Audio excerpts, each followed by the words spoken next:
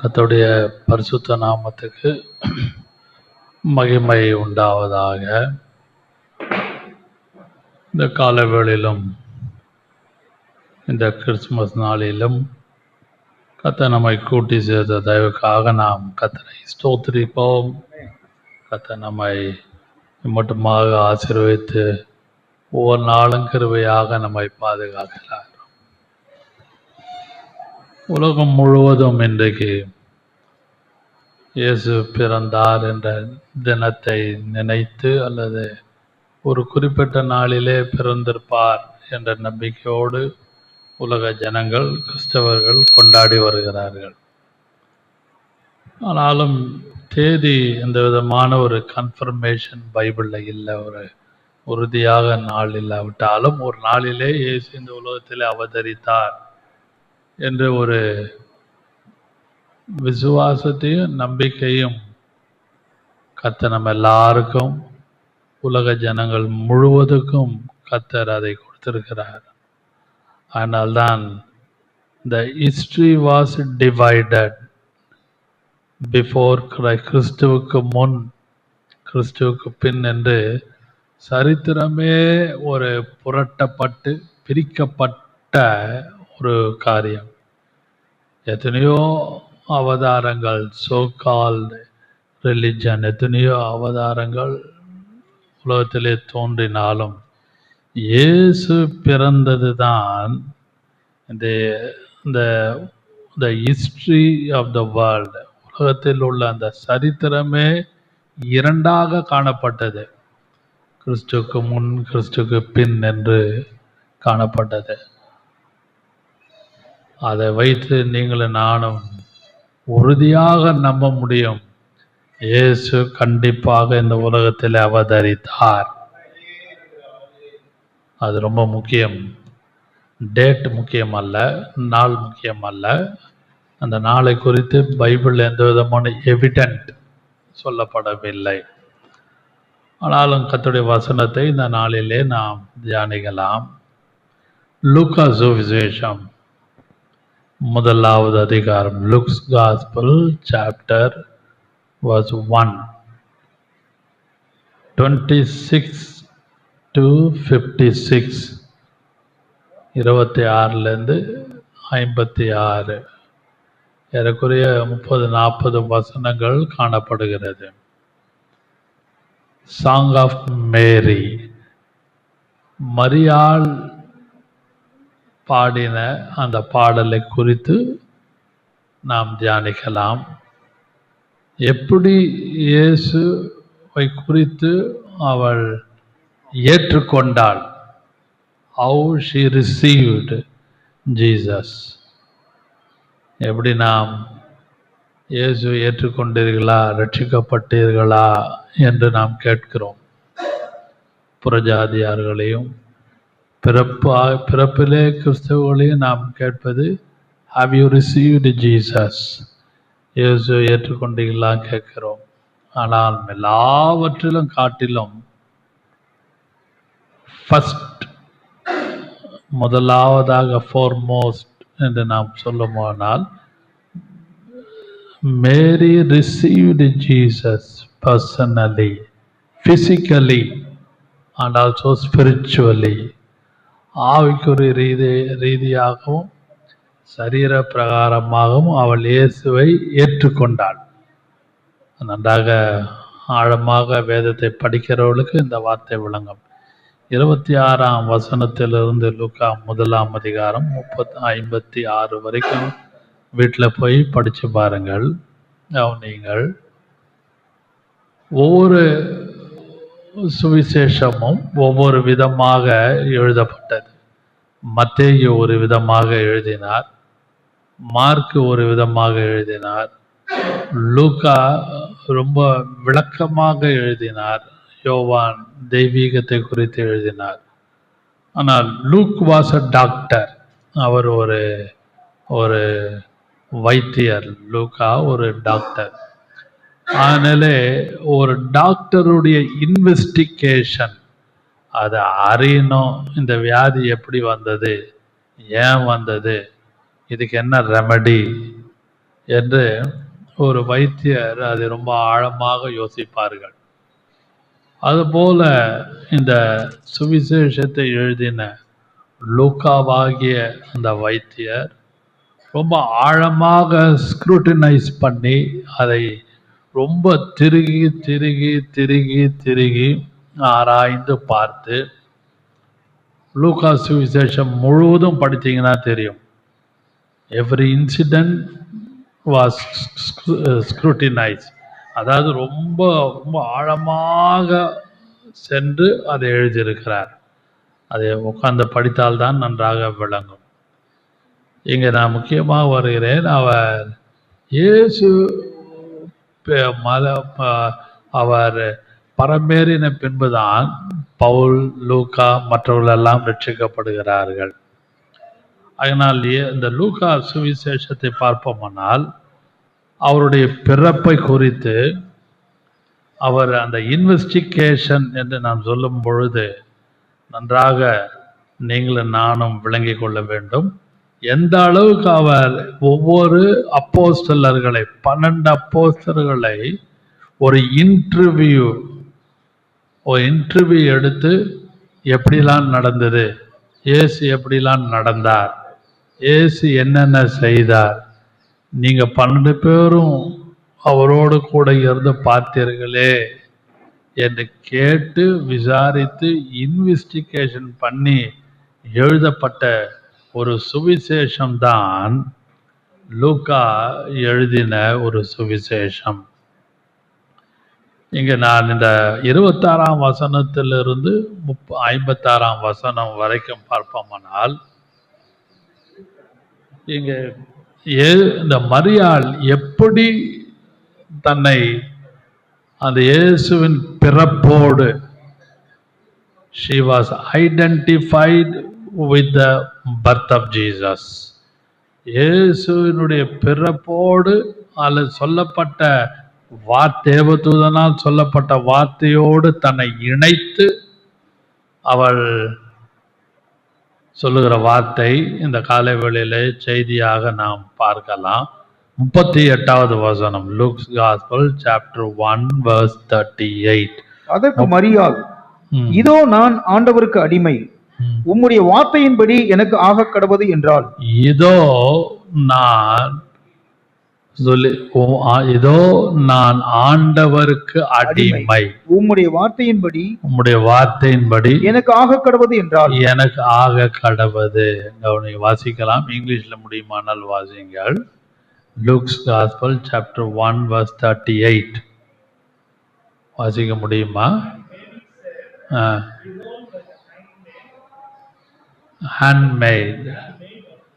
handmaid of the Lord.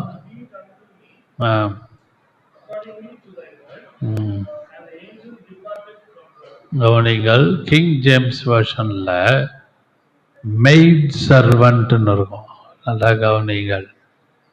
அப்படியானால் பொதுவாக made சர்வன்ட்னா வேலைக்காரி, நன்றாக விளங்கிக்கொள்ள ரொம்ப ஆழமான வார்த்தை.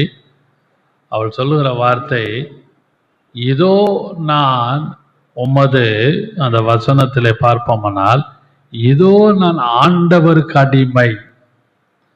இங்கிலீஷ் பைபிளில் ரொம்ப அழகாக இருக்கிறது. ஒவ்வொரு டிரான்ஸ்லேஷன்ல மொழிபெயர்ப்பிலும், ஆம்பிளிஃபை பைபிள் ஆனாலும் மற்ற 26 டிரான்ஸ்லேஷன் ஆனாலும், இங்கே கிங் ஜேம்ஸ் வழியெல்லாம் பார்த்தீங்கன்னா made servant to the Lord, நான் உமக்கு ஒரு வேலைக்காரியாக இருக்கிறேன்.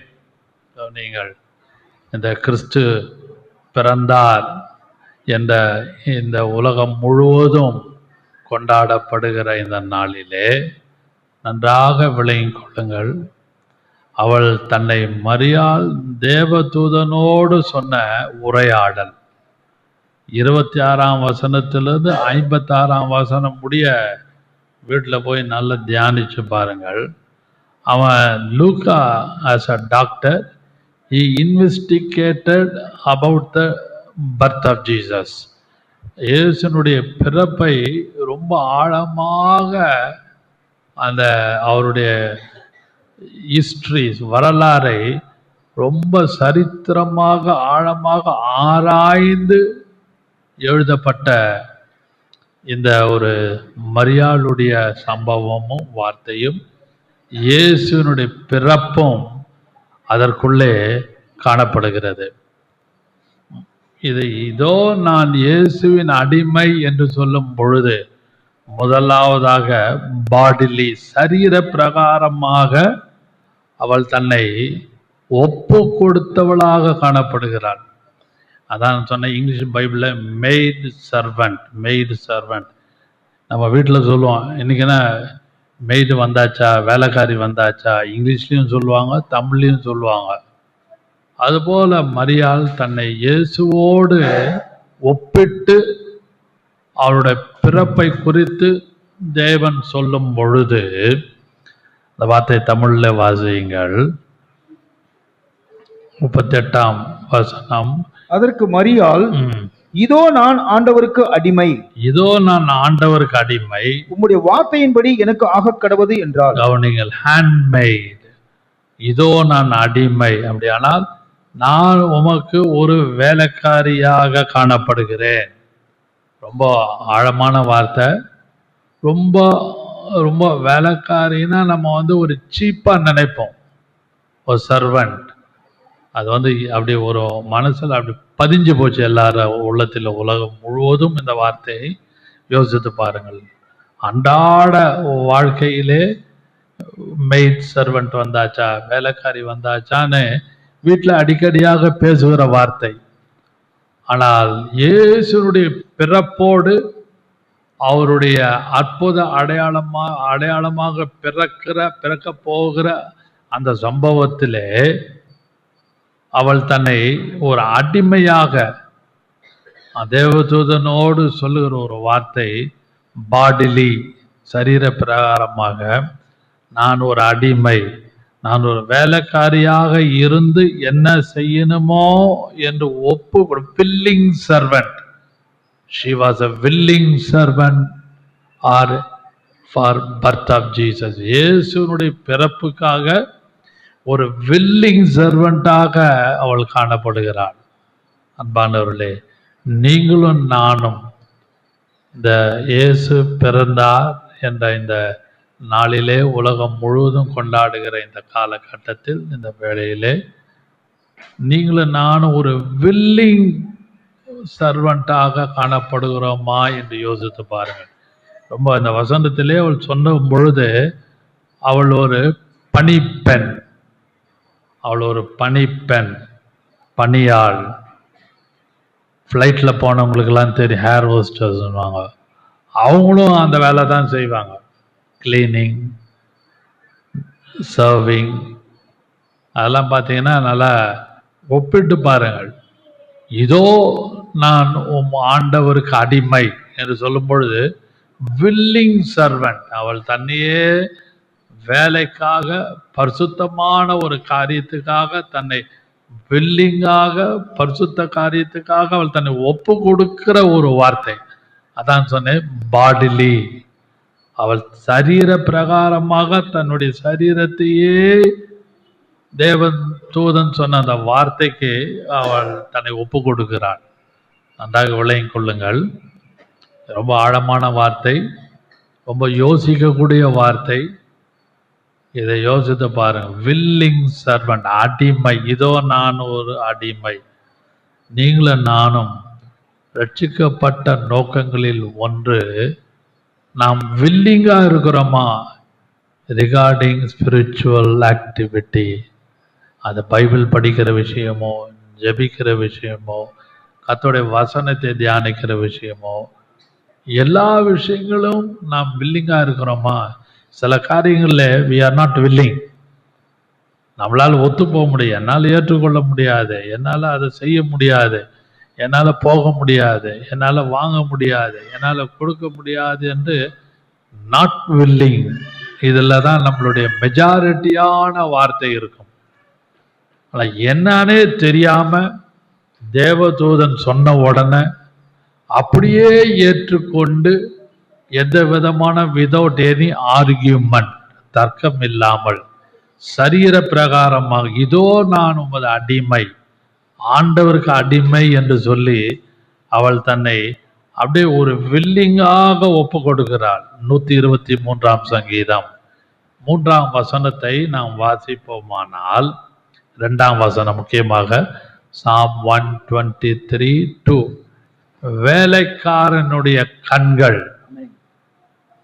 தன் எஜமான், வாசிங்க. இதோ வேலைக்காரரின் கண்கள் தங்கள் எஜமான்களின் கையை நோக்கி இருக்குமா போலவும், இதோ வேலைக்காரனுடைய கண்கள் எஜமான்களின் கையை நோக்கி இருக்குமா போலவும், எஜமானுடைய கைகளை நோக்கி இருக்குமா போல் வேலைக்காரியின் கண்கள், கவனிங்கள், வேலைக்காரன் வேலைக்காரி அந்த வார்த்தையை லூக்கா சுவிசேஷம் 1ஆம் அதிகாரம் 38ஆம் வசனத்தோடு கனெக்ட் பண்ணி ஒப்பிட்டு பாருங்கள். இதோ நான் ஆண்டவருக்கு அடிமை. அப்படியானால் எஜமான் என்ன சொல்லுகிறாரோ ஒரு வேலைக்காரனும் வேலைக்காரியும் அதை கீழ்ப்படுகிறார்கள். Willing servant. இந்த விஷயத்திலே இந்த மரியாள் ஒரு வில்லிங் சர்வெண்டாக இருந்தபடியினாலே, ஒரு வில்லிங் ஏற்றுக்கொள்ளுகிற அந்த ஒரு வேலைக்காரியாக, ஒரு வில்லிங் சர்வெண்டாக, ஒரு ஹேண்ட்மெய்டாக இருந்தபடினாலே இன்றைக்கு உலகம் முழுவதுக்கும் கர்த்தராக இயேசு கிறிஸ்து இரட்சகராக காணப்பட்டார். ஹல்லேலூயா. ரொம்ப ஆழமான வார்த்தை அது. என்னால முடியாது, எனக்கு ரொம்ப கஷ்டம், ஐ கேனாட் பேர், உலகம் என்ன சொல்லும், அவர்கள் கூடி வரும் முன்னே ஒரு குழந்தை பிறப்பது எப்படி என்று உலக ஜனங்களாகிய நமக்கு நன்றாக தெரியும். ஒரு பிறப்பு என்றால் ஒரு ஆண் பெண்ணுடைய சேர்க்கை தான் ஒரு குழந்தை. ஆனால் இந்த இடத்துல அப்படிப்பட்ட ஒரு காரியம் நடக்கவில்லை. பரிசுத்த ஆவியானவரே இந்த காரியத்தை உருவாக்குகிறார். அந்த காரியத்திலே she was willing to accept. அவள் வில்லிங்காக ஏற்றுக்கொள்ளுகிறாள். அந்த தேவது தூதன் சொன்ன அந்த காரியத்துக்கு 26ஆம் வசனத்திலிருந்து 56ஆம் வசனம் முடியும் பாருங்க. இதோ நான் ஆண்டவருக்கு அடிமை. ஆனால் தான் அந்த வசனத்தை 123ஆம் சங்கீதம் 2ஆம் வசனம் 3ஆம் வசனத்தை நான் படிக்க சொன்னேன். மறுபடியும் வாசியுங்கள்.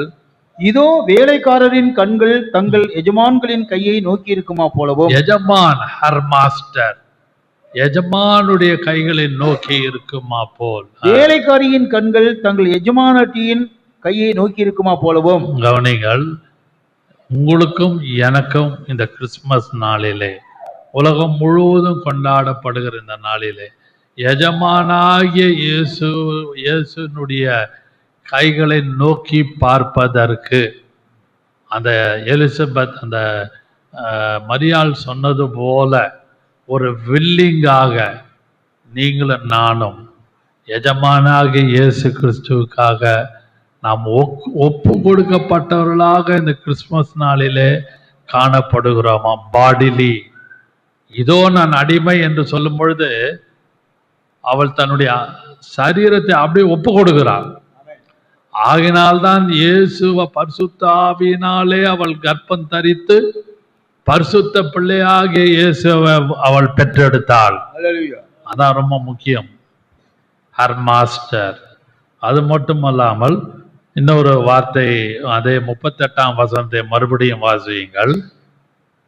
இது அதற்கு மரியாள், இதோ நான் ஆண்டவருக்கு அடிமை, உம்முடைய வார்த்தையின்படி எனக்கு ஆக கடவது என்றார். According to thy word, உம்முடைய வார்த்தையின்படியே, எஜமானுடைய வார்த்தையின்படியே ஆக கடவது என்றார். ஹேண்ட்மெய்ட் ஆகிய எனக்கு, என் வேலைக்காரியாகிய எனக்கு எல்லாம் நடக்கட்டும். அப்படிப்பட்ட ஒரு ஹேண்ட்மெய்டு இந்த உலகத்துல எல்லா வீட்டிலும் கிடையாது. ஒரு வேலைக்காரியை வச்சு மேய்க்கிறது ரொம்ப கஷ்டம். எல்லா வீட்லையும் அந்த யோசிங்க. அதை பணக்கார வீடோ, ஏழைகளின் வீடோ, நடுத்தரவாசி வீடோ, ஒரு ஹேண்ட்மேட், ஒரு வேலைக்காரிய, ஒரு சர்வெண்ட் லேடிய ஹேண்டில் பண்றது ரொம்ப கஷ்டம். ஆனால் பரிசுத்த ஆவியானவர் என்ன அளவுக்கு பிக் அவுட் பண்ணி மரியாளை தேர்ந்தெடுத்து ஒரு வில்லிங் சர்வெண்டாக அவள் தன்னை ஒப்பு கொடுத்து, இதோ நான் அடிமை.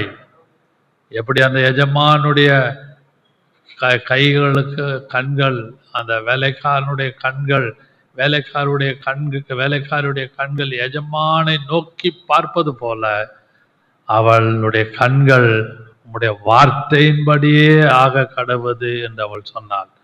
அது மட்டுமல்லாமல் இதெல்லாம் சொன்ன பிறகுதான் the angel of the Lord departed from her. கவனிங்கள், அந்த ஒரு வார்த்தை ரொம்ப முக்கியம். 38ஆம் வசனம் வாசியுங்கள் மறுபடியும். அதற்கு மரியாள், இதோ நான் ஆண்டவருக்கு அடிமை, உம்முடைய வார்த்தையின்படி எனக்கு ஆக கடவுளே, வார்த்தையின்படி ஆக கடவுது என்று சொன்ன உடனே அப்பொழுது தேவதூதன் அவளிடத்தில் இருந்து போய்விட்டான். எந்த விதமான ஒரு ஆர்குமெண்ட் இல்லை, உடனே போய்விட்டான். இந்த மரியாளுடைய காரியத்தையும் இன்னொரு காரியத்தையும் ஒரு கான்ட்ராஸ்ட், ஒரு எதிர்மறையான சூழ்நிலையை நாம் பார்ப்போமானால் வாசிக்கலாம். இன்னொரு வார்த்தை 18ஆம் வசனம் வாசிங்கள். லூக்கா சுவிசேஷம் 1ஆம் அதிகாரம் 18வது வசனம். அப்பொழுது சகரியா தேவதூதனை நோக்கி, இதை நான் எதனால் அறிவேன்?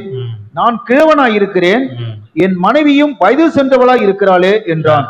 அடுத்த வசனம். தேவதூதன் அவனுக்கு பிரதியுத்தரமாக, நான் தேவ சன்னிதானத்தில் நிற்கிற கேப்ரியல் என்பவன், உன்னுடனே பேசவும் உனக்கு இந்த நற்செய்தியை அறிவிக்கவும் அனுப்பப்பட்டு வந்தேன். அங்க birth of John the Baptist, இங்க பர்த் ஆஃப் ஜீசஸ்.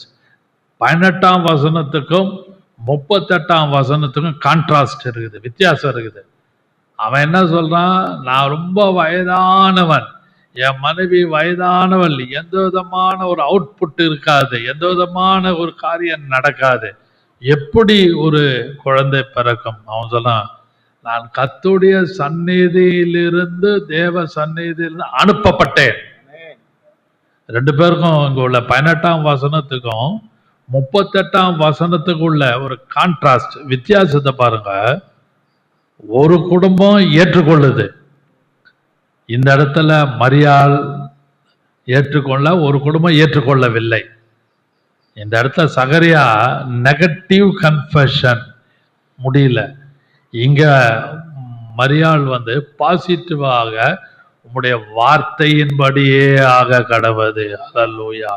இந்த கிறிஸ்துமஸ் நாளிலே எஜமானாகிய இயேசு கிறிஸ்து தேவதூதன் மூலமாகவோ அல்லது யாராவது மூலமாகவோ இந்த கிருபையின் காலத்திலே கர்த்தர் நம்மளோடு வசனத்தின் மூலம் பேசும் பொழுதோ, எப்படியோ அல்லது பரிசுத்த ஆவியானவர் மூலம் பேசும் பொழுது வில்லிங் சர்வெண்டாக இருக்கிறோமா அல்லது நான் வில்லிங், ஏற்றுக்கொள்ள முடியாத சகரையா போல காணப்படுகிறோமான்னு யோசிச்சு பாருங்க. இந்த காலை வேளையிலே கிறிஸ்துமஸ் நாளிலே கர்த்தர் என்னோடும் உங்களோடும் இடைப்படுகிறார். நீங்களும் நானும் மரியாதை போல டோட்டலாக உடைய வார்த்தையின்படியே ஆக கடவுது என்று நாம் அங்கீகரிக்கிறோமா அல்லது சகரியா போல முடியாது, கஷ்டம் என்று கர்த்தரோடு தேவதூதனோடு ஆர்கியூ பண்றோமா என்று யோசிங்க. இந்த ரெண்டு வசனத்துக்கு ரொம்ப கான்ட்ராஸ்ட் இருக்குது. ஆனால் எல்லாவற்றிலும் அவள் ஒரு மாதிரியாக இருந்து 28ஆம் வசனம் வாசியுங்கள். 28வது வசனம். அவள் இருந்த வீட்டிலே தேவதூதன் பிரவேசித்து, கிருபை பெற்றவளே வாழ்க, கர்த்தர் உன்னுடனே இருக்கிறார். கிருபை பெற்றவளே வாழ்க என்று சொல்லுகிற ஒரு வார்த்தையை பார்க்கிறோம். ஏனென்றால் எல்லாவற்றிலும் அவளுக்கு கிருபை காணப்பட்டது. அதே கிருபை சகரியாவுக்கும் கர்த்தர் கொடுக்கிறார், தேவன் கொடுக்கிறார். அவன் அதை ஏற்றுக்கொள்ளவில்லை. இன்றைக்கு அதனால்தான் யோனாவிலே ஒரு வசனம் இருக்கிறது, தங்களுக்கு வரும் கிருபையை போக்கடிக்கிறார்கள். யோனாவிலே கர்த்தர் கிருபை கொடுத்திருக்கிறாரு. God has given you some grace. அதை யோசித்து பாருங்க. Just whip your mind and check about your grace. ஏதோ ஒரு விஷயத்திலே உங்களுடைய காரியத்தில், உங்களுடைய ஃபேமிலி மேட்டர், உங்களுடைய பர்சனல் மேட்டர், உங்களுடைய மினிஸ்ட்ரி ஆக்டிவிட்டி, உங்களுடைய பிஸ்னஸ் ஆக்டிவிட்டி, உங்களுடைய ஜாப் ஆக்டிவிட்டி, எல்லா விதங்களிலும் பரிசுத்த ஆவியானவர் ஒரு கிருபை கொடுத்திருக்கிறார். அதை நம்ம பயன்படுத்துகிறோமா? இந்த இடத்துல மரியாள் அந்த டைம்லி யூஸ், உடனே தேவதூதன் சொன்ன அந்த கிருபை பெற்றவளே வாழ்க. இன்றைக்கும் கர்த்தர் நமக்கு இந்த கிருபை நாளிலே கொடுக்கப்பட்ட கிருபை நினைத்து ஒவ்வொரு நாளும் ஸ்தோத்திரிக்க கடமைப்பட்டிருக்கிறோம். அதை நீங்களும் நானும் நன்றாக, இதோ நான் ஆண்டவருக்கு அடிமை. அப்படியானால் அவள் ஒரு வேலைக்காரியாக, ஒரு மெய்ட் சர்வெண்டாக இருந்து தன்னை ஒப்பு கொடுத்தபடினாலே, வில்லிங் சர்வெண்டாக ஒப்பு கொடுத்தபடினாலே இன்றைக்கு உலகம் முழுவதும் இயேசு ஆகிய உலக இரட்சகர் காணப்பட்டார். ஆகையினால்தான் இன்றைக்கு உலகம் முழுவதும் ரட்சிக்கப்பட்டு கொண்டிருக்கிறது. இரண்டாவதாக வாசிக்க 46வது வசனம், லூக்ஸ் காஸ்பல் சாப்டர் 146, 46வது வசனம் வாசியுங்கள். அப்பொழுது மரியாள் என் ஆத்துமா கர்த்தரை மகிமைப்படுத்துகிறது. கவனிங்கள், முதலாவது பாடிலி, சரீர பிரகாரமாக அவள் தன்னை ஒப்பு கொடுத்தாள். இரண்டாவது சோல், என் ஆத்மா. கவனிங்கள், மறுபடியும் வாசிங்கள். என் ஆத்மா கர்த்தரை மகிமைப்படுத்துகிறது. லூக்ஸ் காஸ்பல் 146, இங்கிலீஷ்ல வாசிக்க முடியுமா? லூக்ஸ் காஸ்பல் 146, லூக்கா 1:46 இங்கிலீஷ்ல வாசிக்க முடியுமா? லூக்ஸ் காஸ்பல் 146 பார்ப்போமானால், my soul doth magnify the Lord. My soul doth, என்னுடைய ஆத்துமா உம்மை என்ன பண்ணுங்க? மகிமைப்படுத்துகிறது. முதலாவது சரீர பிரகாரமாக தன்னை ஒப்பு கொடுத்தாள், வில்லிங் சர்வன்ட். என்ன வேண செய்யும் கர்த்தாவே, என்னுடைய சரீரத்தை ஒப்பு கொடுக்கிறேன். இரண்டாவது ஆத்மா, என்னுடைய ஆத்மா கர்த்தரை மகிமைப்படுத்துகிறது. ஹல்லேலூயா. 34ஆம் சங்கீதம் 2ஆம் வசனம், 2ஆம் வசனம் 3ஆம் வசனம் வாசிக்கலாம். Psalm 34 verse 2 and 3. Psalm 34:2. கர்த்தருக்குள் என் ஆத்துமா மேன்மை பாராட்டும். கர்த்தருக்குள் என் ஆத்துமா மேன்மை பாராட்டும். சிறுமைப்பட்டவர்கள் அதை கேட்டு மகிழ்வார்கள். சிறுமைப்பட்டவர்கள் அதை கேட்டு கர்த்தருக்குள் என் ஆத்துமா மேன்மை மேக்னிஃபை த லார்ட். கர்த்தரை நீங்களும் நானும் மகிமைப்படுத்துகிறோமா? நீங்கள் இந்த இடத்துல உலகம் என்ன சொல்லும்? யோசேப்பு இன்னும் வரவில்லையே, அதுக்குள்ளாக நான் கர்ப்பமாகி விட்டனே என்று அவள் அதை யோசிக்காமல், லெட் கம் வாட் மே, என்ன நடந்தாலும் என்ன வந்தாலும் நான் கர்த்தரை மகிமைப்படுத்துவேன் என்று சொல்வதற்கு நீங்களும் நானும் ஆயத்தமாய் இருக்கிறோமா? நல்லா கவனிங்க. எது வேணா, உலகம் எது வேணா பேசட்டும், வீட்டார் எது வேணா பேசட்டும், மனைவி வீட்டார் எது வேணா பேசட்டும், புருஷன் வீட்டார் எது வேணா பேசட்டும். கவனிங்கள், இட்ஸ் a ஃபேமிலி மேட்டர். யோசேப்பு வீட்டார் எப்படியும் பேசியிருக்கலாம். மரியாள் குடும்பத்தார் எது வேண்டுமானாலும் பேசி இருப்பார்கள். அதெல்லாம் பைபிள்ல இல்லை. யோசித்து பாருங்கள். Neighbours, husband family, wife family, wife side, இப்படி ரிலேஷன்ஸ் எல்லாருமே பேசுவாங்க வாய்க்கு வந்ததை. அதுல இந்த மரியாள் கர்த்தரை மட்டும் மகிமைப்படுத்தி கொண்டு இருந்தாள். அதனால்தான் சொன்ன லெட் கம் வாட் மே. எது நடந்தாலும் என்ன, எது பேசினாலும் என்ன, யார் எது சொன்னாலும் என்ன, ஆண்டவர் என்னோடு பேசி இருக்கிறார், ஆண்டவர் எனக்குள்ளே கிரியை செய்கிறார், ஆண்டவரை நான் விசுவாசிக்கிறேன், தேவதூதன் சொன்னது உங்களுடைய சித்தத்தின்படி ஆக கடவுது என்று நான் சொல்லி இருக்கிறேன். இதையெல்லாம் நினைத்து அவள் தேவனை மகிமைப்படுத்தினது. கர்த்தரை, ஆத்துமா கர்த்தரை மகிமைப்படுத்தினது. Hallelujah. Soul magnify, souls magnify. அவளுடைய ஆத்மா, முதலாவது சரீரம், இரண்டாவது அவளுடைய ஆத்மா, கடைசியாக மூன்றாவதாக வாசிக்கலாம். 47வது வசனம். என் ஆவி என் இரட்சகராகிய தேவனில் களி கூறுகிறது. இங்கிலீஷ்ல வாசிக்கலாம். 47வது வசனம். My spirit hath rejoiced. My spirit, என்னுடைய ஆவி என் இரட்சகராகிய தேவனில் களி கூறுகிறது. அப்படியானால் அவருடைய சரீரம், ஆவி, ஆத்மா, சரீரம் மூணும், இது மூன்றும் கிரியை செய்தது. Not only body, not only soul, and also is her spirit. அவளுடைய ஆவி கிரியை செய்தது. 35ஆம் சங்கீதம் 9ஆம் வசனத்தை வாசிக்கலாம். Psalm 35 verse 9. 9ஆம் வசனத்திலே நாம் பார்ப்போமானால், என் ஆத்துமா கர்த்தரில் களி கூர்ந்து அவருடைய ரட்சிப்பில் மகிழ்ந்திருக்கும். கவனிங்க, என் ஆத்துமா கர்த்தரில் களி கூர்ந்தனா my spirit rejoiced. நீங்க நல்லா படிச்சீங்கன்னா, நல்லா உட்காந்து நிதானமா படிச்சீங்கன்னா, my spirit rejoiced. அவருடைய சரீரம்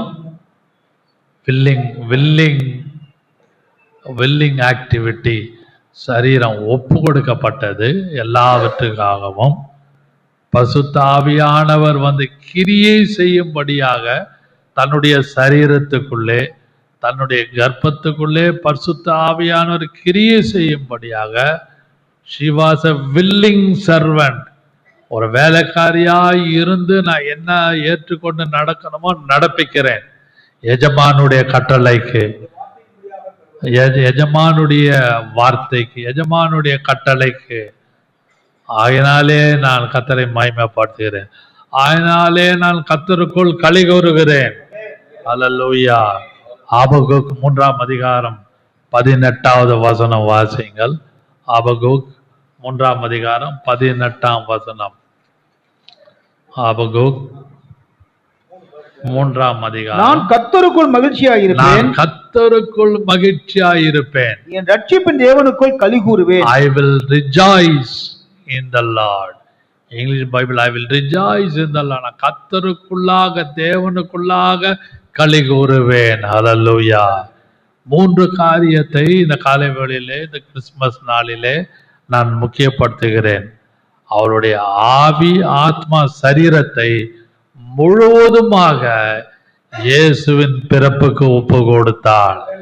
இயேசு பிறந்தார் என்று உலகம் முழுவதும் கொண்டாடுகிற இந்த காலகட்டத்தில் நம்முடைய ஆவி, ஆத்மா, சரீரத்தை ஒப்பு கொடுக்க ஆயத்தமாய் இருக்கிறோமா? ரோமர் முடிவா, கடைசி வசனம், முடிவா, க்ளோசிங் தாட், ரோமன்ஸ் 12:1. ரோமர் 12ஆம் அதிகாரம் முதல் 2 வசனத்தை வாசிக்கலாம். இதுவே நீங்கள் செய்யத்தக்க புத்தி உள்ள ஆராதனை. வாசியுங்கள். அப்படி இருக்க சகோதரரே, நீங்கள் உங்கள் சரீரங்களை பரிசுத்தமும் தேவனுக்கு பிரியவுமான ஜீவ பலியாக ஒப்பு கொடுக்க வேண்டும் என்று தேவனுடைய இரக்கங்களை முன்னிட்டு உங்களை வேண்டிக் கொள்ளுகிறேன். இதுதான் வந்து மரியாள் செஞ்சா. இதுவே நீங்கள் செய்யத்தக்க புத்தியுள்ள ஆராதனை. ரீசனபிள் சர்வீஸ், புத்தி உள்ள ஆராதனை. இயேசுனுடைய காரியங்கள், பரிசுத்த ஆவியானவர் இந்த உலகத்திலே வருவதற்கு வழிவகுத்து கொடுப்பதற்கு அவருடைய சரீரத்தையும், அவருடைய ஆத்மாவையும், அவருடைய ஆவியையும் முழுவதுமாக மரியாள் ஒப்பு கொடுத்தது போல நீங்களும் நானும், நம்மளுடைய வீடானாலும், குடும்பமானாலும், தனிப்பட்ட காரியமோ, ஊழியத்தின் பாதையோ, எல்லா காரியத்தையும் நம்மை முழு மனதோடு நம்ம ஒப்பு கொடுத்து ஜீவிக்கும் பொழுது தேவன் அற்புதமான காரியங்களை உங்களுக்கு செய்வாராக. அல்லேலூயா. இந்த மரியாள் எல்லாவற்றையும் ஒப்பு கொடுத்து செய்தது போல நாம் செய்ய வேண்டும். எல்லாவற்றிலும் அவள் ஒரு மாதிரியாக இருந்தாள். இயேசு இந்த உலகத்தில் வருவதற்கு அவள்தான் வழி. இயேசு இந்த உலகத்திலே வந்து அற்புதங்கள், அடையாளங்கள் செய்வதற்கு அவள்தான் வழி. எல்லாவற்றுக்கும் she was open door, willing servant. அவள் willing servant, handmaid. அதுபோல நீங்களும் நானும் எஜமானாகிய கிறிஸ்துக்கு முன்பாக ஒரு வேலைக்காரனாக, ஒரு வேலைக்காரியாக, எஜமானுடைய கண்கள் என்ன, எஜமானுடைய கண்கள், எஜமான் என்னென்ன சொல்லுகிறாரோ, வேலைக்காரனுடைய கண்களும் கைகளும் எப்படி எஜமானை நோக்கி இருப்பது போல நீங்களும் நானும் கர்த்தராகிய இயேசு கிறிஸ்துவை நோக்கி இருப்போமானால் நம்முடைய காரியத்தை கர்த்தர் வாய்க்க பண்ணுவாராக. ஹல்லேலூயா, praise the Lord. உடைய வார்த்தையின்படியே ஆக கடவது. Lord, I believe. Lord, I believe. All things are possible. Lord, I believe. Lord, I believe. Lord, I believe. All things are possible. Lord, I believe. அன்பின் பிதாவே, இந்த காலை வேளையிலும் இயேசு பிறந்தார் என்று உலகம் முழுவதும் விசுவாசித்து களிகூர்ந்து இருக்கிற இந்த வேளையிலே இந்த மரியாள் ஒரு வில்லிங் சர்வெண்டாக, ஒரு ஹேண்ட்மெய்டாக இருந்து உம்மை ஏற்றுக்கொண்டு இன்றைக்கு உலக இரட்சகரை காண்பித்தது போல நாங்களும் உம்மை விசுவாசித்து உம்முடைய வார்த்தையின்படி உலக இரட்சகராகி உம்மை காண்பிக்க எங்களுக்கு கிருபை செய்வீராக. அவருடைய ஆவி, ஆத்மா, சரீரம் உம்மை மகிமைப்படுத்தி களிகூர்ந்தது போல எங்களுடைய ஆவி, ஆத்மா, சரீரத்தை நாங்கள் பலிபீடத்தில் இந்த நாளில் ஒப்பு கொடுக்கிறோம். அவள் முழுவதுமாக ஒப்பு கொடுத்தாள். Bodily, spiritually and soulish activity, எல்லா விஷயத்திலும், ஆவி, ஆத்மா, சரீர விஷயத்திலே அவள் தன்னை ஒப்பு கொடுத்தது போல நாங்கள் இந்த நாளிலே எங்களை ஒப்பு கொடுத்து ஜீவிக்க எங்களுக்கு வேண்டிய கிருபையும் சமாதானத்தையும் மகிழ்ச்சியும் கொடுத்து ஆசீர்வதிப்பீராக. இயேசுவின் நாமத்தில் பிதாவே, ஆமென், ஆமென். Thank you very much. Happy Christmas.